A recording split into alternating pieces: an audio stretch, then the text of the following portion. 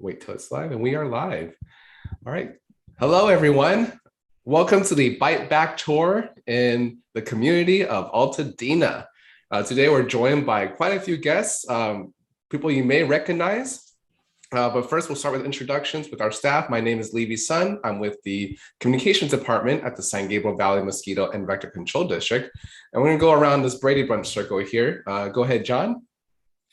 Hi, my name is John Halili. I'm a Vector Control Specialist 2, representing the Operations Department, and I cover the city of Altadena for mosquito control. Christian?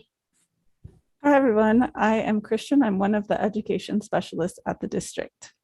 Okay, Pablo? Hi, everyone. I'm Pablo Cabrera, I'm the communication specialist at the district. Okay, and James? You're James, you're muted. Sorry about that. Hi, everyone. I'm James Campbell. I'm an assistant vector ecologist in the surveillance department. Okay, and then we have joining us as a special guest is Dorothy. Hi, thanks for inviting me and the Altadena community to be part of the Bite Back Tour. Dorothy Wong, one of the council members here in Altadena. All right, and then we have Amy. Hi, I'm also pleased to be here. I represent Altadena as well on the council. I'm excited to learn more about the work you're all doing. Welcome. Okay, thank you so much. And then we have Allie. Hi, everyone. I'm Allie Gaspar, the outreach assistant here at the district. I actually work in the communications department, and I'm also currently in front of Altadena City or Community Center. Okay. And just popping in the nick of time, we have Hannah. Hello, I'm also on the Altadena Town Council. I'm in Dorothy Wong's census tract.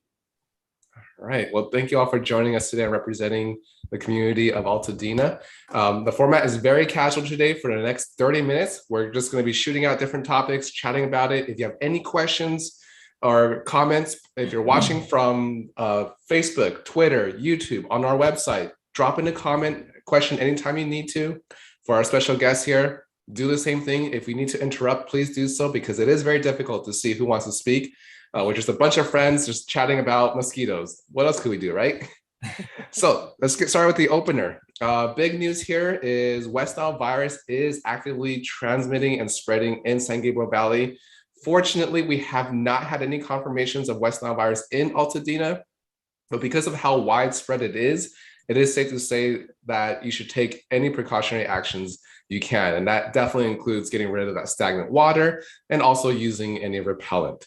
To keep it really simple, what West Nile virus is, it's a bird disease. It's supposed to only remain in the bird population, but because mosquitoes don't always get to bite birds, well, these mosquitoes also will bite us people. And that's how we end up getting West Nile virus. But we'll get into more details on some questions I know people may have, including what are some good repellents to use? Do those bug zappers really work? And so on. Now, some residents have already asked us, are you going to spray because of West Nile virus or because of all these mosquitoes we're getting? In terms of any kind of area-wide treatments, we are not planning any right now. In fact, the only time we ever will consider any area-wide treatment is if it's a public health emergency.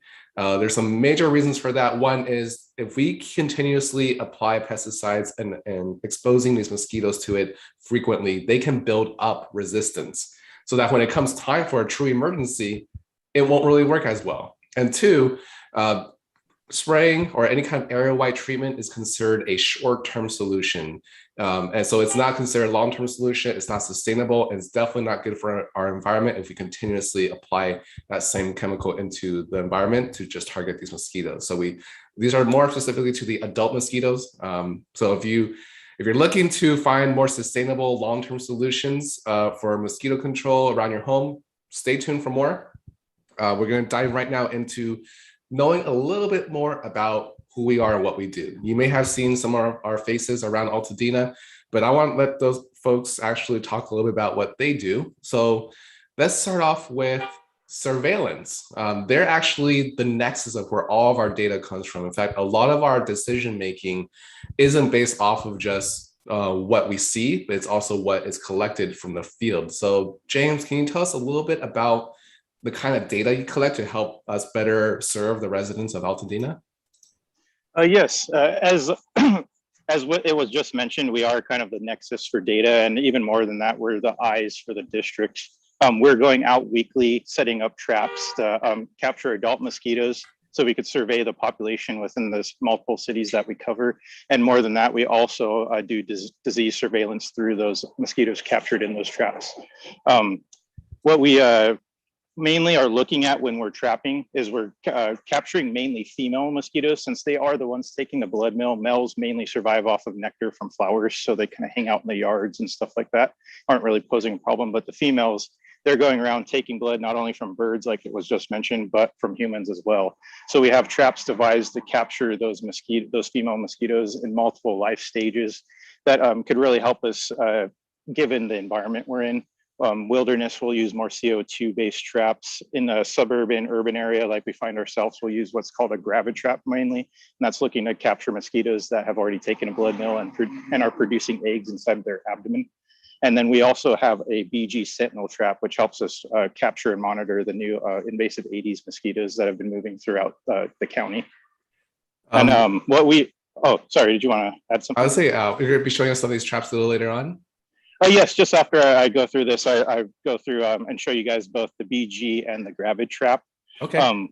Once we bring in a trap from the district or from the wild into the district, or we will take it, freeze it to kill the mosquitoes, and then we will count them down or count them out, and also determine what species are in those traps. And if we hit the proper threshold in the trap for, let's say, Aculex quinque fasciatus, which is our common underground mosquito and a common spreader of West Nile virus, we will take those mosquitoes, put them into a vial, freeze them, and then send them out for disease testing, which we usually get back with that Friday of when we send them out.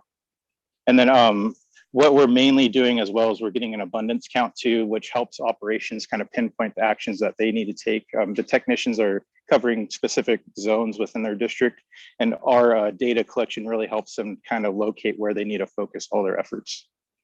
So let me take you guys over to the traps really quick, and we can discuss those. It's like the magic school bus. Yeah. I'm going to start with our primary workhorse, the gravid trap. And that's mainly, it's a kind of a broad general trap that will look to capture any kind of gravid mosquito. We do capture gravid Aedes in these traps. And even when I was working as an intern at Orange County, we were able to capture West Nile virus positive albopictus in these kind of traps here, because they will potentially bite other animals such as dogs and birds if they have to. So when you're looking at this, you mentioned gravid female mosquito. What do you mean by Yes. gravid females? A gravid female mosquito is a mosquito that has already taken her blood meal. And what she does with that, she converts the protein in that blood meal into basically energy to produce eggs. And then she'll look more swollen than a standard mosquito because she's holding the eggs in her abdomen. And what she's doing in that part of her life stage is seeking stagnant water to lay her eggs in. And you can see the sheen here in the trap. At the base of here, we would normally have our own homemade stagnant water where we soak hay in water, which makes it nutrient rich, which is what the mosquito is looking for when she's looking for a proper water source. And they'll come in, they'll come down to the bottom of the water, land on it to try to lay eggs, and they'll actually be sucked up through this black tube here at the base. Now, if you open this guy up, you'll see inside here we have our engine with our switch. This is the box that actually captures the mosquito, and then this is just our battery on this side. If you pull it up, you'll see the box does have a net just to keep it attached to the tube. So when you're going to get it out, is you simply pull the tube off, cinch down that, and then your mosquitoes are inside there. Now this, like I said, is kind of like a broad spectrum trap. She'll capture any mosquito looking to lay an egg in the area. Whereas our next trap here, our BG, is more of a species specific trap. And more than that, she's looking for host seeking mosquitoes, or mosquitoes that haven't taken a blood meal yet. Now, a gravid mosquito is that from the trap we just discussed, our gravid trap is a great test subject for diseases because they have taken that blood meal. So it's still possible that the disease is circulating through their system. With this guy, a host seeking trap, we're mainly monitoring the population as they're coming out from their brood or from their breeding location. And this will really help. This helps determine where Aedes are moving to. So this guy uses if I could get it out of there, this little guy here, a scent lure, to actually draw in the mosquitoes. Aedes are mainly associated, or the Aedes species we have here are mainly associated with humans. So they use actually human body odor mimicking lure to draw them in. And studies have actually shown that birds and humans share common major elements or chemical compounds inside their body odor. And that's why we see mosquitoes also coming to humans for blood meals. And let me just interrupt real quick. For those of you watching, this is the Bite Back Tour in the community of Altadena. You're probably coming in from Pasadena as well, because I know the Pasadena Now News published an article about this. So welcome if you're watching from Pasadena. You're just watching James right now from Surveillance talking about some of the traps we use. And he just mentioned Aedes mosquitoes. For some of you who aren't familiar with Aedes mosquitoes, they are also known as ankle biters. So the little black and white mosquitoes that are very aggressive when they bite. And sometimes you go outside, you come back in, you have 4 or 5 bites up and down your leg. So yeah, go ahead, continue, James. Great. So as I mentioned, we have a lure here to draw them in. If you look at the base of the trap, which is held on by the little snap sections here, you can see that it's mesh, and that it's actually see-through. And that actually allows the fan that's right here at the bottom to push air up from the base of the trap through the top, allowing that body odor to really kind of flood the area and draw in mosquitoes. And this guy right here, this is the tube and then the net system that it uses to capture and hold the mosquitoes. And you can see the little metal washer here. This is a weight to keep the trap lid shut, as you can see there, when there's no power to the trap. So if the power ever got turned off, all your mosquitoes don't escape.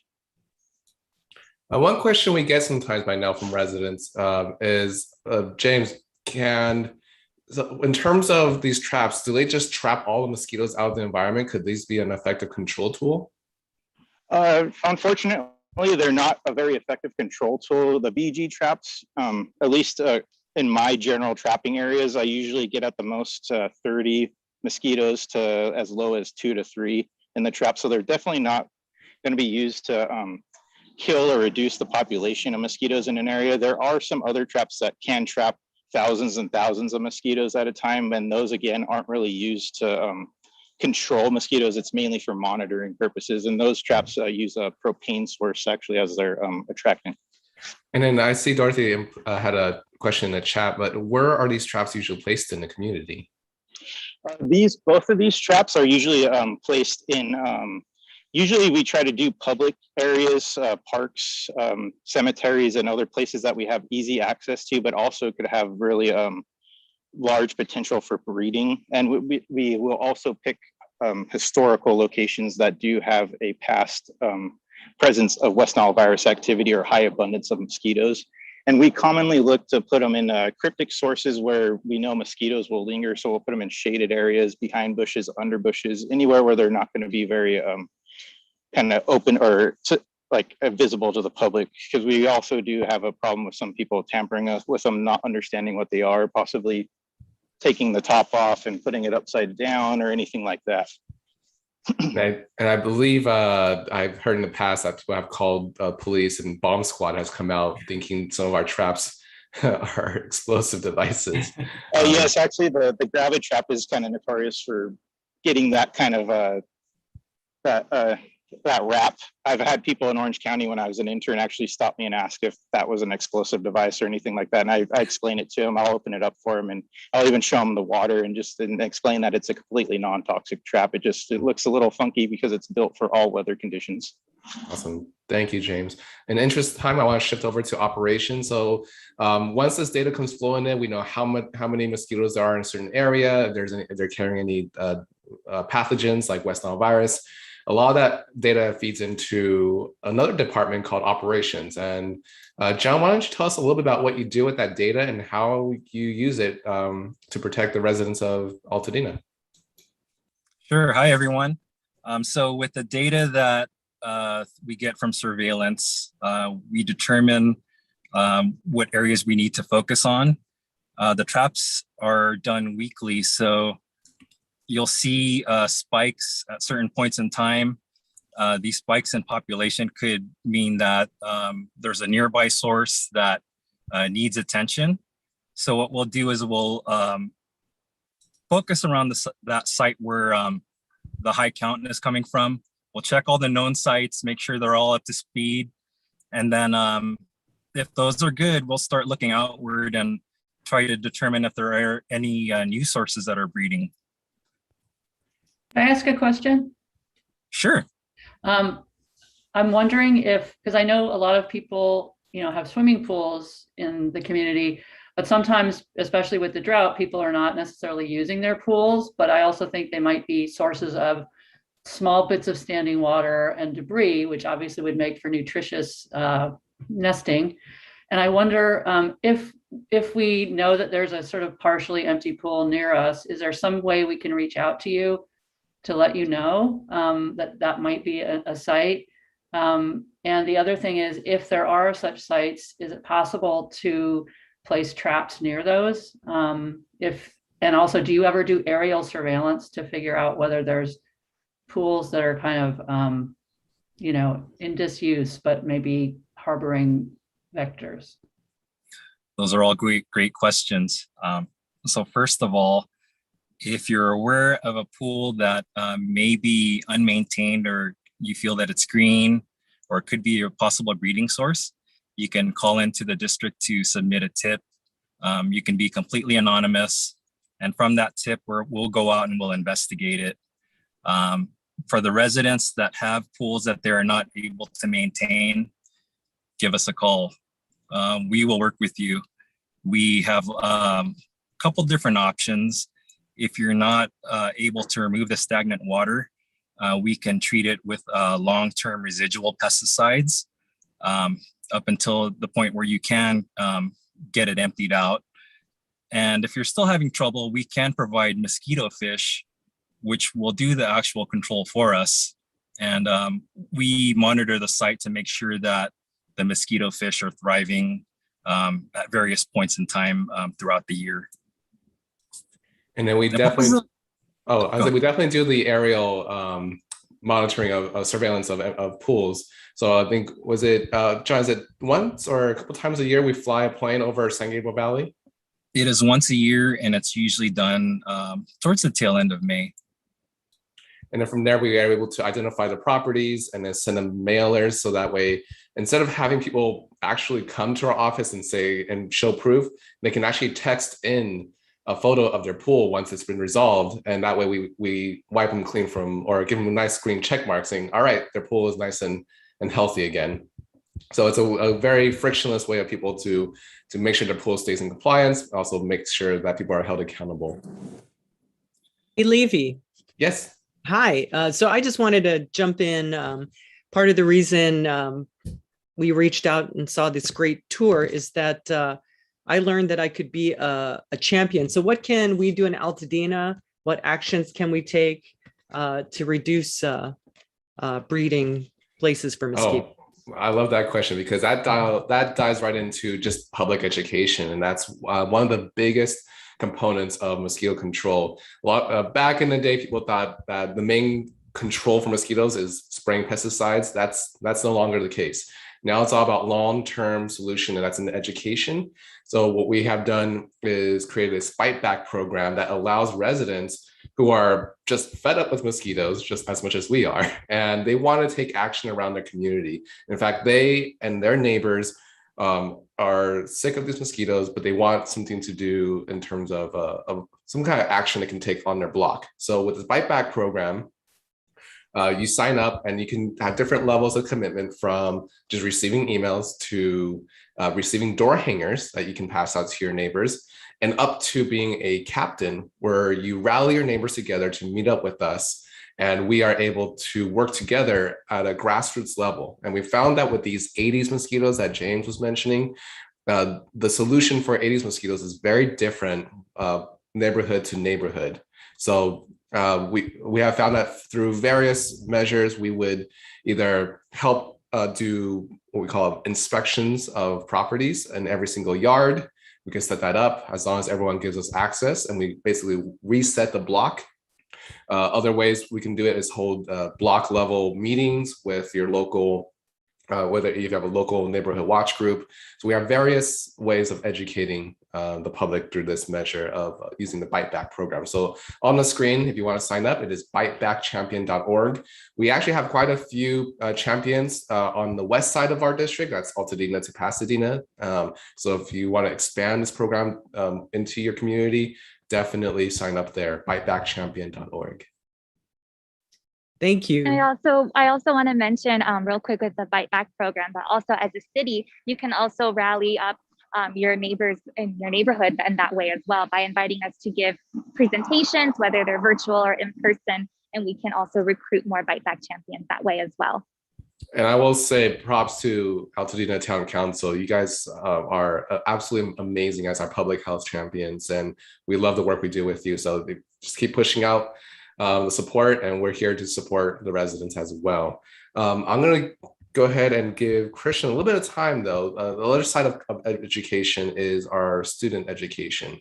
So Christian, how do you take all this information and jam it into a curriculum that students can actually take home and apply around their property? Yeah, we meet the students, right? And so that's our main goal with EcoHealth. And so we try to, have different types of activities that kids could do from like TK all the way to 12th grade, right? So mixing it up and making it NGSS aligned is really, really important. So we actually have a number of programs that teachers can be a part of and get their students to participate in. So I'll go in this order. So we have VIP, that is one of our citizen science programs. And through VIP, the students are actually taking samples of water in their backyard. So they're exploring and then getting those samples, and then they're sending the water to us so that we can analyze it and let them know what kind of critters are in their water. So it might be mosquitoes in their aquatic forms, right? Like larvae and pupae, but it can also just be a bunch of other aquatic animals that are living in that water. So that's really fun for students. We also have our classroom programs. Our classroom programs are ones where we actually go into the school, or we can have a presentation virtually and just, educate students on basic information about mosquitoes and tying it to the NGSS standards. So we want teachers to know we are really focusing on standards, making sure that it's something that adds to your curriculum and is exciting for students as well. And then we also have Operation Mosquito Grid, which is our other citizen science program. And that program has students use specialized mosquito lure, like the ones that our vector ecologists use to detect Aedes mosquito eggs. And then they report that evidence to us. So they really get to become public health, support public health. So here's another little slide of our grid, Operation Mosquito Grid. So this is the trap or the lure that they would be using right there. Thank you, Pablo. And then students submit the paper that goes inside. We call it the egg paper. So they put that into the lure, and then the Aedes mosquitoes will actually lay their eggs on the paper itself. And so there's 2 eggs that one of our students found last year. And then we actually get the data from that. And we also report it to the students so they can know what they're finding as well as what their peers are finding. So this was our pilot program last year. I think we had 3 lures that were that did have eggs. And so we are still taking signups for this year, for 2021. And our program is actually going to start very soon in September. So if you are a teacher who is interested in signing up, you can sign up on our website, vectoreducation.org, and sign up, and then you can get started with us. Students are actually, their sign up is September 12th, I believe. It's not on there, but yeah. So teachers sign up by September 3rd and get started with us. It's a really, really fun program for students and gets them using their 21st century science skills. So, and I will say that this is completely free to educators. Yes. If you're teaching Altadena, Pasadena, all the way anywhere in our district, it is free. And we actually provide all the materials needed for the students. Yes, everything is provided. And relax. Yes, exactly. Sit back, relax, just sign up, and everything is free. We will work with your students. We've created really awesome videos to also train them. And so it is, we try to think of every little element to keep teachers from being stress-free. All right, thank you so much, Christian. In the interest of time, we gotta move on here to talk a little bit about the management, because this is another question that comes up frequently is, well, I know about the stagnant water, and a lot of residents do know about not having stagnant water around, but they're just saying, I'm still getting inundated by mosquitoes. One thing I will have to point out is that a lot of properties in Altadena we have seen is very dense in this vegetation. So you actually see what looks like a jungle or Jurassic Park in the front and backyards. Well, it's not so much that this dense vegetation creates mosquitoes, is that they provide harborage for these adult mosquitoes flying around. So mosquitoes are really terrible at regulating their body temperature. What they'll want to do is seek out places where it may be humid and shady and cooler, out and beat this heat of the summer sun and dive into places that you see on your screen. So places that have like ivy is a popular type of plant that provides nice vegetation or harborage for these mosquitoes. Even some tropical plants like bromeliads can actually produce them, because in the cups of the bromeliads, there exists stagnant water, and that stagnant water can be an issue for mosquito production. So and Levy, yes. Oh, real quick, I also have an example of wanted to show really quick if I could just flip my screen. I'm actually right here at the community center, and then I do see a lot of this dense foliage right here, as you can see. And this is exactly where mosquitoes would hide. It's a great resting place for shade. And if you're out here parking your car or heading into the building, or just even walking on the street, as I've seen a lot of people do, because there's a bus stop right there, you could actually get bit by mosquitoes here. That's a great thing to point out. So it's all about, what do you call it, Ali? Ditch the density?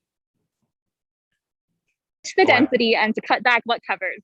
Exactly. That's ultimately the key. We have actually had several residents that we talked to in the past that ended up getting rid of some of their ivy or all of their ivy and some large hedges, and they ended up reducing the amount of mosquitoes flying around their property. So in a lot of times the follow-up question is, well, what do I do then if I get rid of my plants and my vegetation?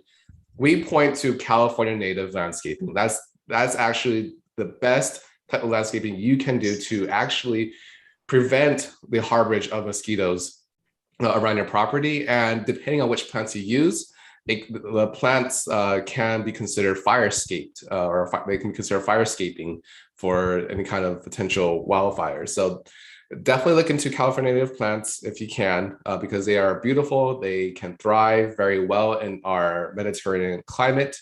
And there's several resources out there. The one that we've been working with a lot more frequently, especially on the west side of our district that covers Altadena, is the Theodore Payne Foundation. They've actually been on our show before, and they've been able to provide some good insight into what plants you can use.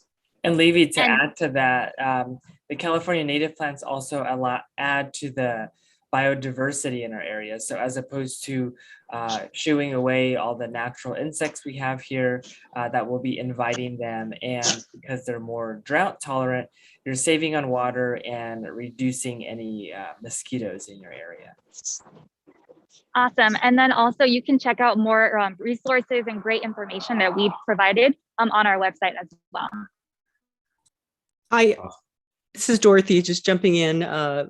Can you talk about repellents at all, safe repellents that aren't harmful? Absolutely. Ali, I know you have a couple of things about repellents that you can discuss with us. I know that's do. a big topic.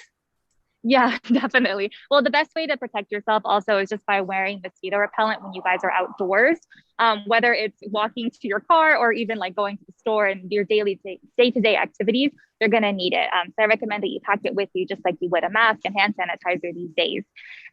So you want to look out for the 4 main ingredients. These are active ingredients inside the repellent that are going to protect you. And they're also CDC recommended. They are lemon eucalyptus, DEET, picaridin, and IR 3535. I'll say that one again because the car passed. IR 3535. And those 4 ingredients will protect you. And the way you want to apply repellent is you actually want to follow the instructions on the back of the label. And it'll also indicate you on the front of the bottle what type of ingredient you're putting on your skin. Sometimes it'll say a natural one, and you just want to make sure that you've got one of those 4.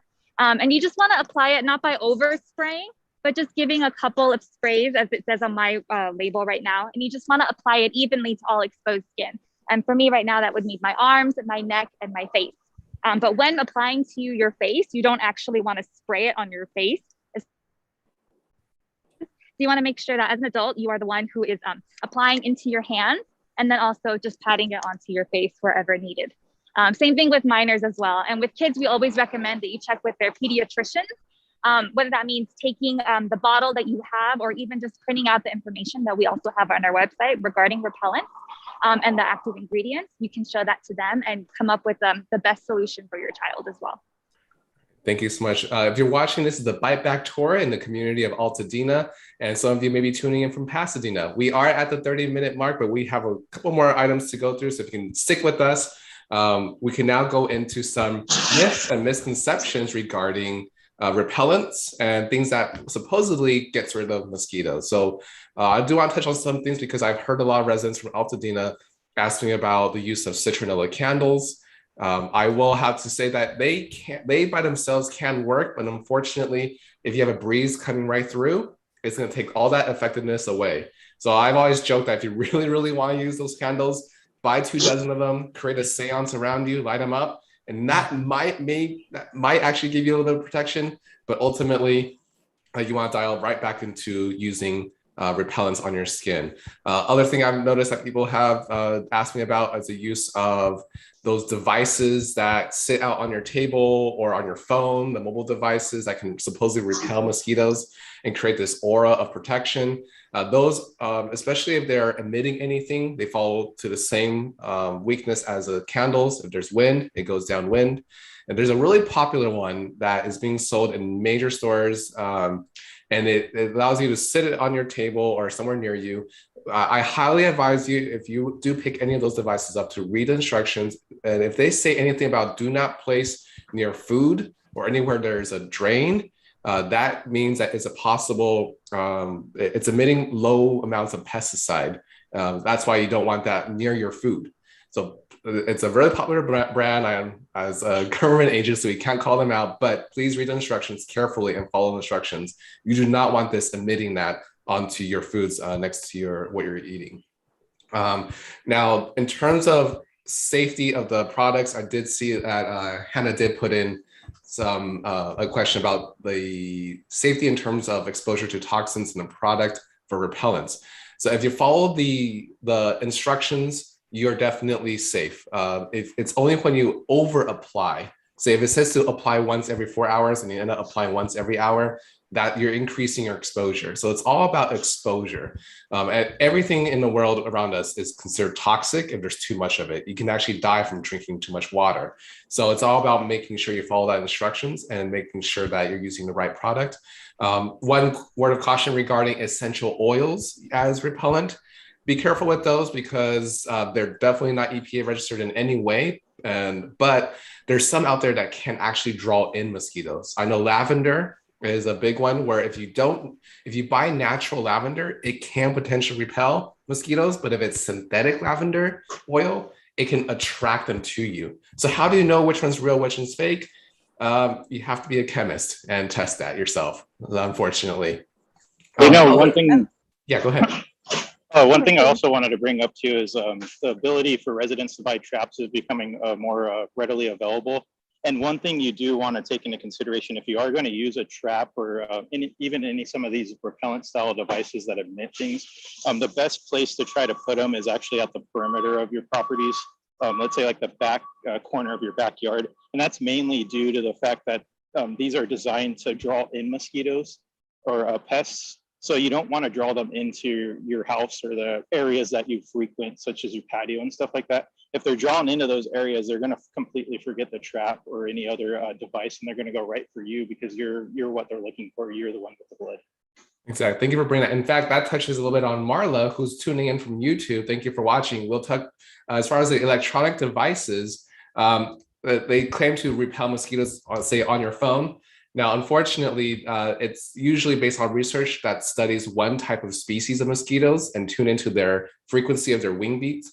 So there are actually more than 3,000 species of mosquitoes out there, and many of those apps on your phone that can repel those mosquitoes is only targeting one or a few of those species. And unfortunately, from what we know so far, none of those apps actually work against the species of mosquitoes here in San Gabriel Valley. And really the only place that we've seen success with using frequencies or resonating sounds is actually in larval control.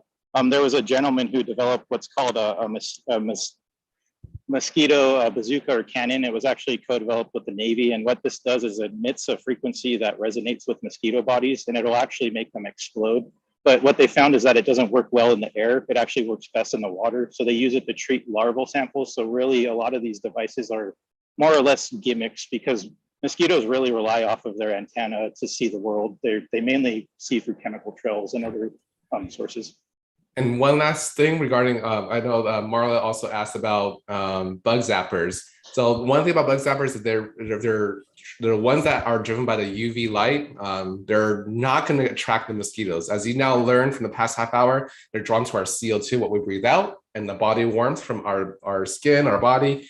And they don't care about the light. So if you have that there, you're actually killing more beneficial insects than mosquitoes. So if you have those, take them down because they are actually lowering the biodiversity of our environment. It's actually kind of ironic. You'll see that our CO2 traps do have a LED light attached to them, but it's only because we do use those to trap black fly as well, which are actually drawn to that light. So like you said, light really isn't important when it comes to a trap. It's the CO2 and body odor that we give it. Thank you. So we're about to wrap up this tour. We are a little bit behind, but thank you to all the guests who are able to stay. We're going to go ahead and go into just some closing remarks. I'll start with our special guest here. Amy, any closing remarks for the residents of Altadena?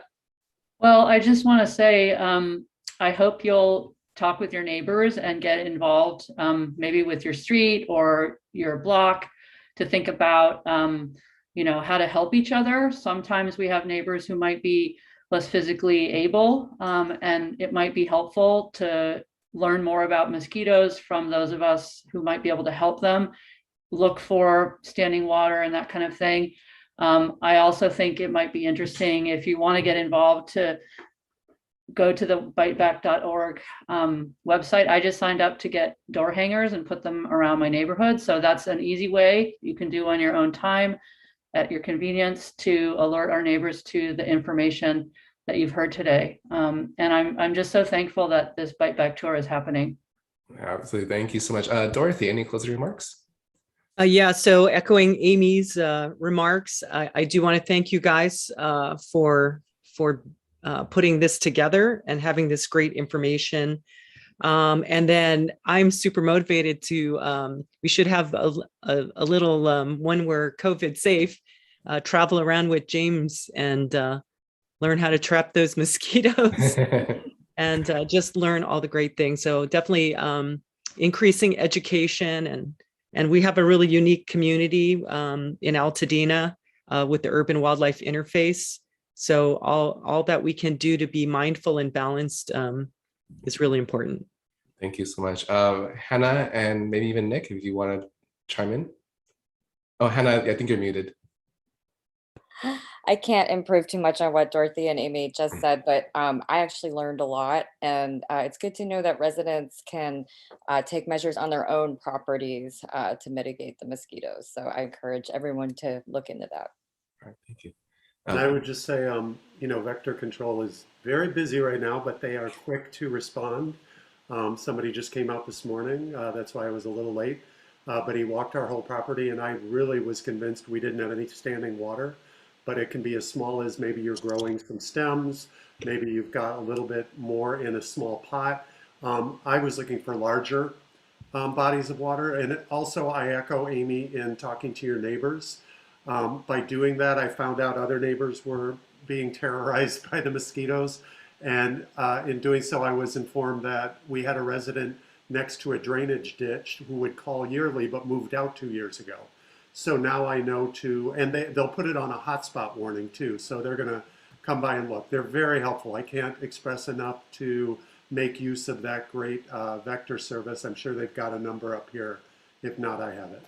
Absolutely. And for those who are wondering to reach out to us regarding any kind of submitted tip, feature, or consultation, or even requesting mosquito fish, sgvmosquito.org is our website, or you can call us at 626-814-9466. Again, 626-814-9466.